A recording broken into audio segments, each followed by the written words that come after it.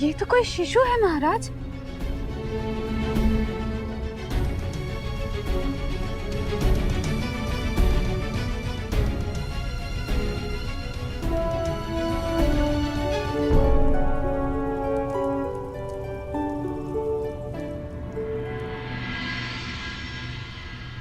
शिशु?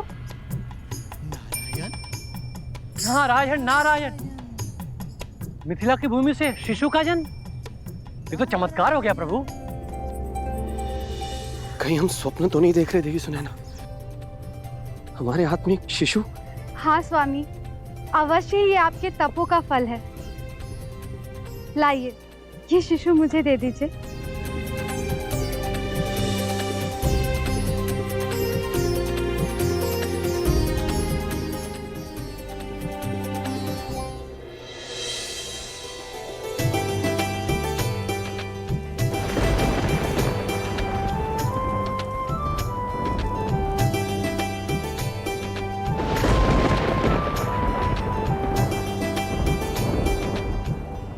महाराजा जनक की जय!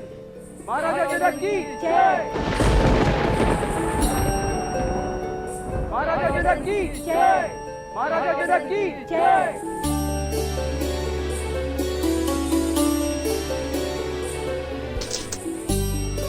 प्रतीत होता है तीव्र वर्षा होने वाली है।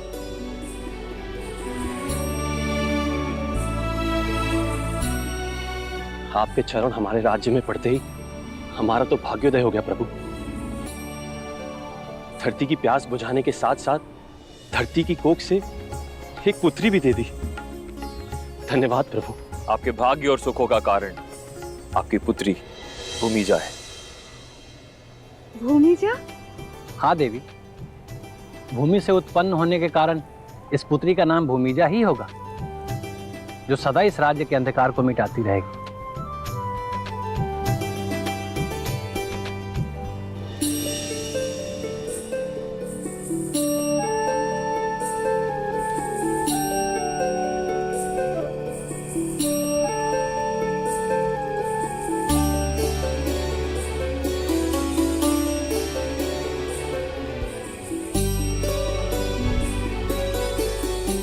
मुझे लगता है वो दिव्य आत्मा है जिसकी मधुर मुस्कान से मेघ भी बरसने लगे।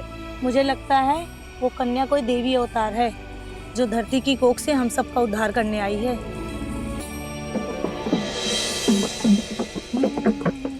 मिथिला की बदल गई है काया, क्योंकि यहाँ पड़ चुकी है एक देवी की छाया। अब होगा मिथिला में धन और धान्य अपार, इसलिए हम करते हैं हमारी राजकुमारी की जय जयकार। तो बोलो जनक नंदी देवी जानकी की जय! जनक नंदी देवी जानकी की जय! जनक नंदी देवी जानकी की जय! हमारी प्रजा तो इस कन्या के लिए अपनी भूख प्यास तक भुला चुकी है। जब घुप अंधकार में कोई रोशनी ना हो और वहां अकस्मात ही एक दीप जल जाए तो वो दीप सहस्त्रों सूर्य के बराबर होता है देवी। हमारी प्रजा के जीवन में ये कन्या वही प्रकाश लेकर आई है। किंतु ये कन्या है कौन और इससे पूर्व ये कहाँ थी और ये हमें ही क्यों मिली? इस कन्या की पहचान क्या है? हे जनक सुता, आपकी माता आपका परिचय जानना चाहती है। क्या आप अपने बारे में कुछ बताएंगी नहीं?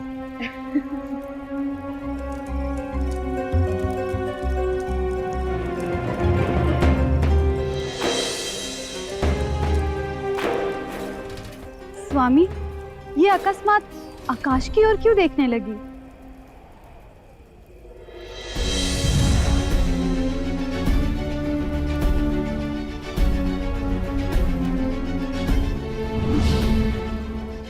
ये तो कोई कुंडली लगती है। किंतु आकाश में ऐसे किसकी दिव्य कुंडली बन सकती है? मैं समझ गया, ये अवश्य आपके पद चिन्ह है मेरी दिव्य पुत्री। किंतु ये कुंडली अंधेरे आकाश में उजागर होकर हमारी पुत्री के विषय में क्या संदेशा दे रही है, ये हमें कैसे ज्ञात होगा? संदेशा ये है देवी कि कुंडली के अनुसार आपकी पुत्री देवीय शक्ति से युक्त है और इसका जन्म एक विशेष कारण से हुआ है। कौन सा विशेष कारण प्रभु?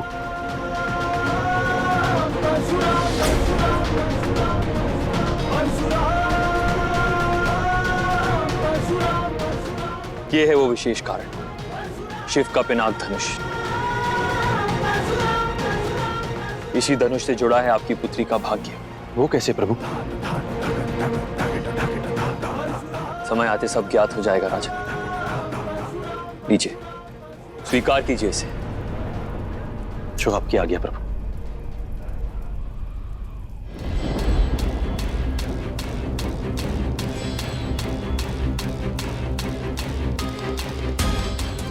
महादेव के पिनाक धनुष को तो राजा जनक संभाल ही नहीं पा रहे।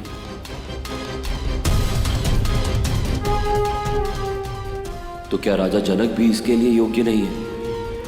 इससे पूर्व कि ये इस पवित्र शिव धनुष को भूमि पर गिरा दे, मुझे इस धनुष को ले लेना चाहिए।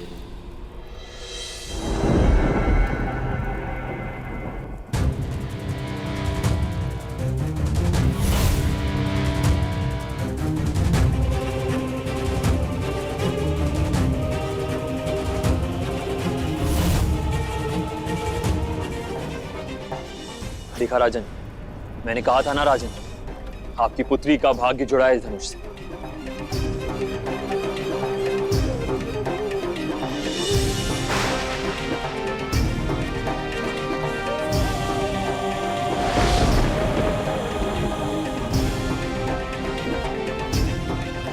अब अकस्मात इस मेघ गर्जन का संबंध किससे है प्रभु?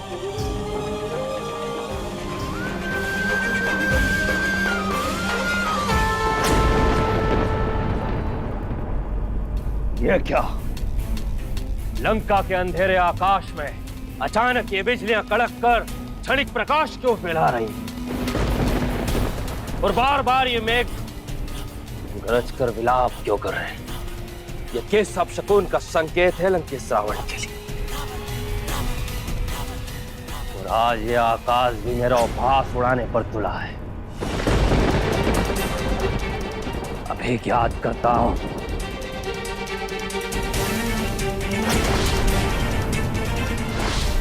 परशुराम! शिव के वरदान की अवहेलना करके आपने यह अच्छा नहीं किया। इस ब्रह्मांड के सबसे बड़े शिव भक्त रावण का अधिकार छीनकर किसी और को अर्पित कर दिया। यह कहां का न्याय? इसलिए मैं लंकेश रावण आज ये घोषणा करता हूं कि जो भी महादेव के पिनाक धनुष को धारण करेगा, उसे लंकेश रावण का सामना करना ही पड़ेगा।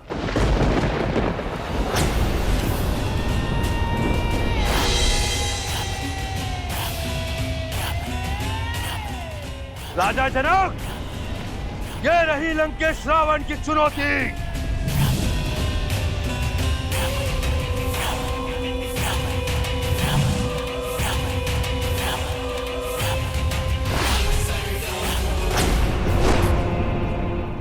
अवश्य ही संसार से कोई विदा होकर सीधा यमलोक जाने वाला है। अभी तो तुम्हारा यह भाला विद्युत की गति से सीधा अपने लक्ष्य की ओर बढ़ रहा है, किंतु मुझे भी तो ज्ञात हो कि कौन है वह भागा जो असुर राज रावण की क्रोधाग्नि में भस्म होने वाला है। मिथिला नरेश जनक। मिथिला के राजा जनक? किंतु अकस्मात तुम्हारी उनसे शत्रुता कैसे हो गई लंकेश? परशुराम के कारण, क्योंकि परशुराम ने महादेव का पिनाक धनुष मिथिला के राजा जनक को सौंप दिया। गुरुदेव, शिव का पिनाक धनुष राजा जनक के पास? हाँ गुरुदेव, जिस धनुष का अधिकारी लंकेश रावण था, उस धनुष को उस परशुराम ने मिथिला के राजा जनक को सौंप दिया। इसलिए अब जनक भी जलेगा और अपनी समस्त मिथिला नगरी को सुलगते भी देखेगा, क्योंकि लंकेश की चुनौती का संदेश राजा जनक के पास पहुंचने ही वाला है।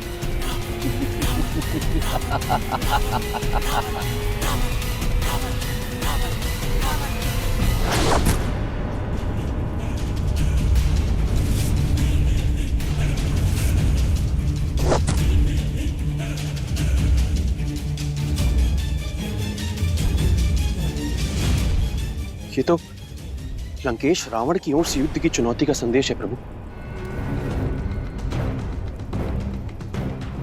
किंतु वो मुझसे क्यों युद्ध करना चाहता है? उसी पिनाक धनुष के लिए जो मैंने आपको दिया है राजा। क्या आप चाहेंगे कि उस अधर्मी रावण को वो धनुष प्राप्त हो जाए जिसमें आपकी पुत्री का भाग्य और इस राज्य का गौरव जुड़ा हुआ है? नहीं प्रभु, मैं ऐसा कभी नहीं चाहूंगा।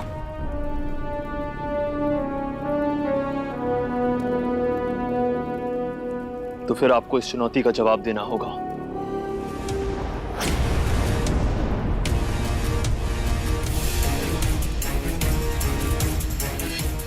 मुझे विचारने के लिए कुछ समय चाहिए प्रभु। इस समय मैं निर्णय नहीं ले पा रहा हूं।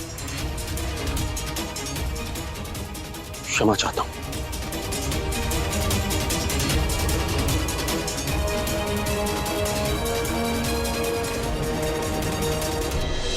मैं जानता हूं राजन कि पुत्री का मोह आपको युद्ध करने से रोक रहा है। ये तुमने क्या किया लंकेश? मुझसे मंत्रणा किए बिना तुमने राजा जनक को युद्ध के लिए ललकार दिया। क्या तुम्हें ज्ञात नहीं कि इस समय स्वयं परशुराम राजा जनक के साथ है? तो क्या हुआ गुरुदेव? मैंने चुनौती जनक को दी है, परशुराम को नहीं। यदि राजा जनक युद्ध की चुनौती स्वीकार नहीं करते हैं तो परशुराम को विवश होकर उस पिनाक धनुष को मुझे सौंपना ही होगा। और यदि राजा जनक ने तुम्हारी युद्ध की चुनौती स्वीकार कर ली तो? असंभव। राजा जनक मेरी चुनौती स्वीकार करे, इसकी संभावना ही नहीं है, क्योंकि समस्त ब्रह्मांड में लंकेश रावण की शक्ति का भय व्याप्त है। तो फिर एक तुच्छ सी मिथिला नगरी की क्या विसार जो लंकापति रावण का सामना कर सके। संभवतः इसलिए अभी तक राजा जनक ने हमारी चुनौती का उत्तर नहीं भेजा गुरुदेव। किंतु मुझे प्रतीत हो रहा है कि तुम्हें उत्तर अवश्य मिलेगा लंकेश। कदाचित इस समय स्वयं परशुराम राजा जनक के साथ कोई गुप्त मंत्रणा करने में लगा हो। इसीलिए तुम्हें सतर्क रहने की आवश्यकता है लंकेश।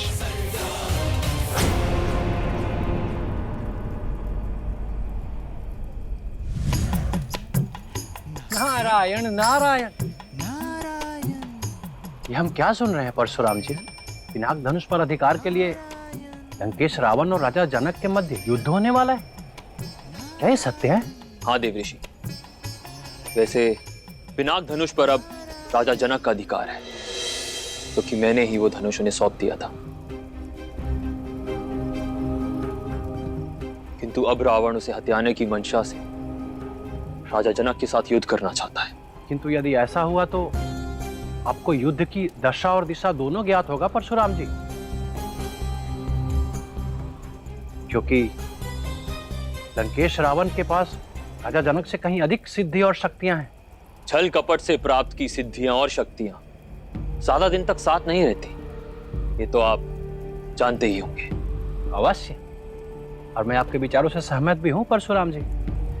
किंतु यह भविष्य की बात है। स्थिति वर्तमान में बनी हुई है, और वर्तमान में इस पूरे ब्रह्मांड में लंकेश रावण की शक्तियों का सामना करने के लिए कोई ऐसा योद्धा नहीं है। और सुना है प्रभु महादेव ने अपना प्रलयंकारी चंद्रहास खड़क दिया है लंकेश को। इससे उसने कई बार देवों और ग्रहों को बंदी बना चुका है।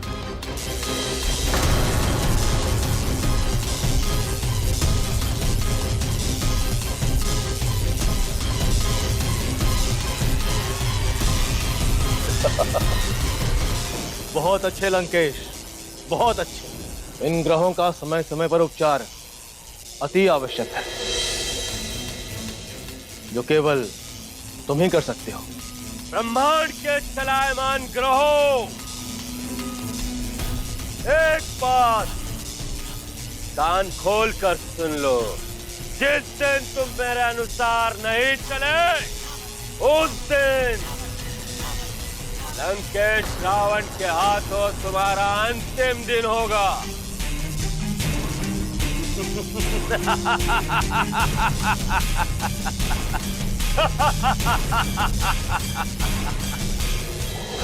जिसके भय से ग्रह कांपते हों, जिसकी कदमों की आहट से दसों दिक्पाल अपनी सांसें रोक लेते हों, वैसे लंकेश रावण के साथ राजा जनक कैसे युद्ध कर पाएंगे परशुराम जी? सत्य कहा आपने देव ऋषि, किंतु एक सत्य ये भी है कि अधर्मी कितना भी शक्तिशाली क्यों ना हो जाए, उसकी एक न एक निर्बलता अवश्य होती है। इसलिए रावण की उसी निर्बलता पर प्रहार करने का मार्ग ढूंढ चुका है परशुराम। इस समस्त ब्रह्मांड में हमारी पुत्री के समान सुंदर और कोई नहीं हो सकता देवी सुनैना। अभी तो मुझे तो समस्त ब्रह्मांड ही अपनी पुत्री के मुख पे दिखाई देने लगा है। जब से एक कन्या हमें प्राप्त हुई है, तब से हर ओर जैसे प्रसन्नता और शांति सी छा गई है।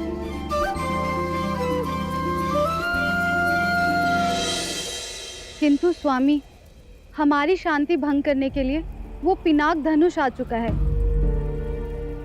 जिसे प्राप्त करने के लिए उस दुष्ट रावण ने युद्ध की स्थिति उत्पन्न कर दी है। आपको इस युद्ध को टालना ही होगा स्वामी, क्योंकि रावण हमसे अधिक बलवान है। आप पिनाक धनुष परशुराम जी को वापस सौंप दीजिए, ताकि इस मिथिला की धरती पर रक्तपात ना हो।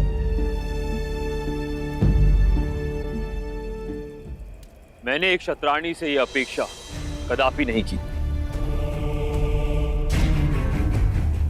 तू एक महान क्षत्रिय को कायरता का मार्ग दिखाएंगी, और आप ये कैसे भूल गई देवी कि अधर्म के लिए युद्ध करना एक क्षत्रिय का परम धर्म है,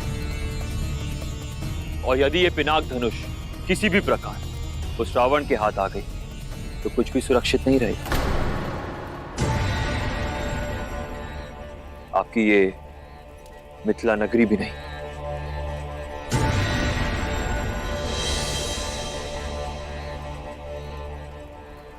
क्षमा कर दीजिए प्रभु, कुछ समय के लिए मैं दिग्भ्रमित हो गया था, किंतु अब सब कुछ समझ चुका हूं कि जिसके साथ स्वयं परशुराम हो, उसे किस बात की चिंता है। अब उस अधर्मी रावण की चुनौती का उत्तर देने का समय आ गया है प्रभु।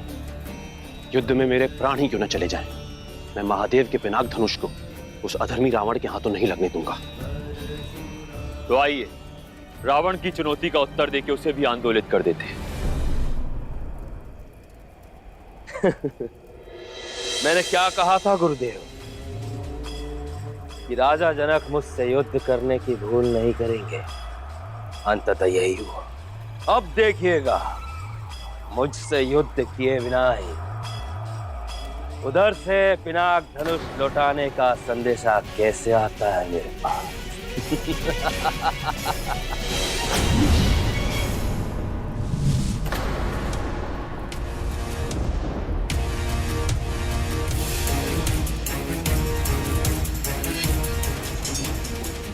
ये मैं क्या देख रहा हूं गुरुदेव?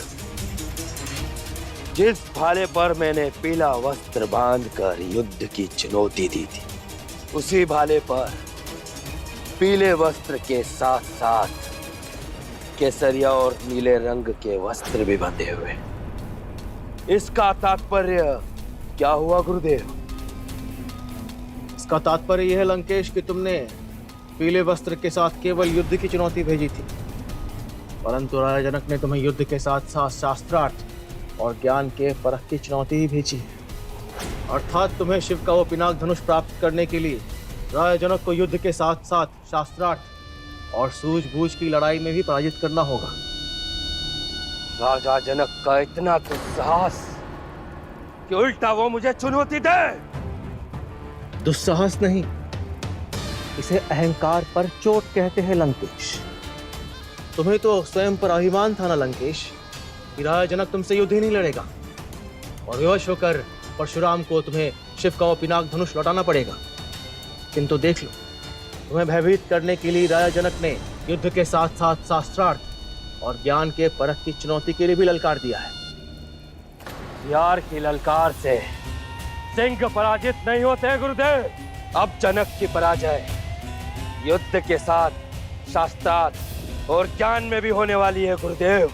लंकेश, शत्रु को दुर्बल समझना घातक सिद्ध हो सकता है। मुझे तुम्हारी शक्तियों पर तनिक भी संदेह नहीं है, किंतु परशुराम के षड्यंत्रों को भी अनदेखा नहीं किया जा सकता।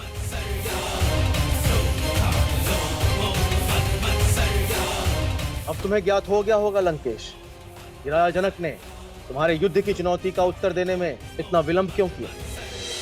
देख लो, जो युद्ध एक चरण में होना था अब वो 3 चरणों में बढ़ चुका है, और जो भी इन 3 चरणों में उत्तम होगा वही शिव के पिनाक धनुष का विजेता घोषित होगा। 3 क्या 13 चरण भी होंगे तो विजय लंकेश रावण की होगी गुरुदेव। आप तो शीघ्र ही बताइए गुरुदेव कि पहला चरण क्या है।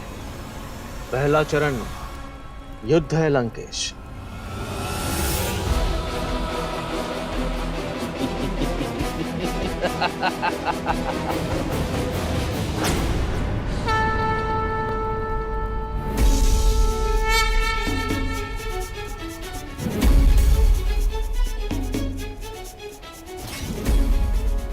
आशीर्वाद दीजिए प्रभु।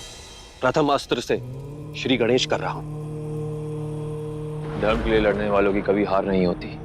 आप बाण चलाइए।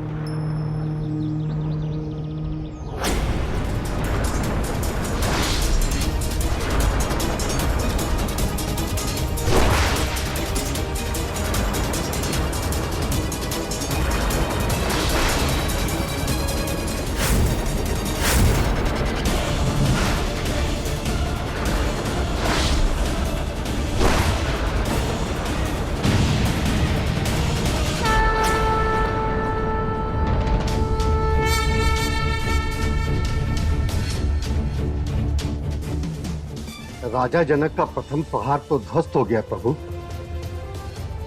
किंतु राजा जनक के पास भी दिव्य और प्रलंकारी अस्त्रों की कमी नहीं है।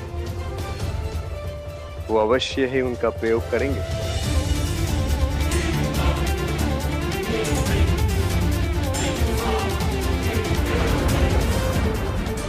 एक अस्त्र के नष्ट होने से आप निराश भी हो रहे हैं राजा जनक। हमारे पास ऐसे अनेक अस्त्र हैं जिनका तोड़ रावण के पास नहीं होगा।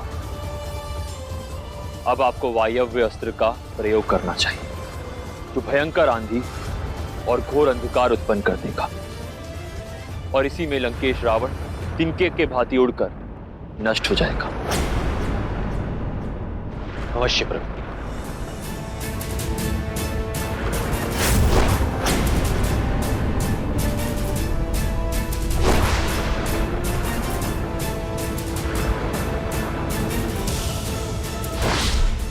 ये तो वायव्य अस्त्र है। लंकेश, तत्काल ही वायव्य अस्त्र के काट से प्रहार करो, अन्यथा अंधकार और आंधी का तांडव आरंभ हो जाएगा।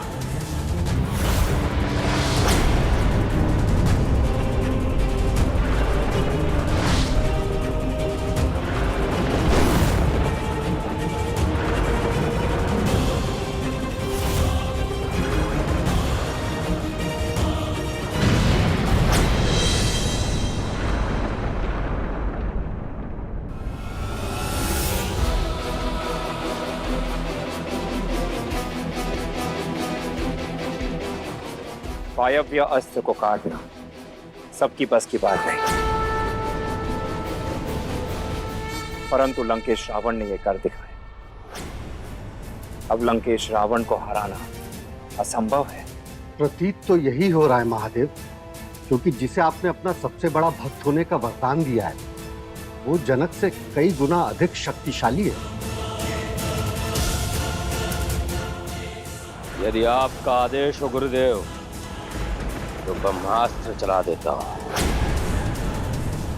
फिर यह युद्ध एक क्षण में ही समाप्त हो जाएगा।